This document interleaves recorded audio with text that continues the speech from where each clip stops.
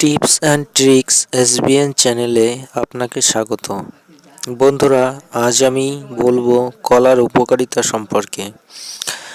যদি আপনি আমার চ্যানেলে প্রথমবার এসে থাকেন তাহলে চ্যানেলটি সাবস্ক্রাইব করুন এবং ভিডিওটি লাইক দিন এবং বন্ধুদের সাথে শেয়ার করুন।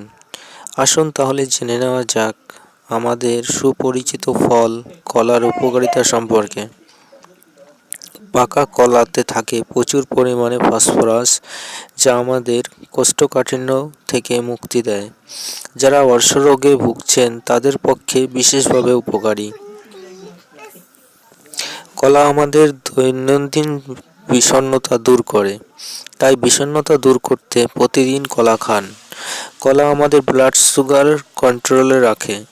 কলাতে ক্যালসিয়াম থাকে, যা আমাদের শরীরে ক্যালসিয়ামের ঘাটতি মেটায়।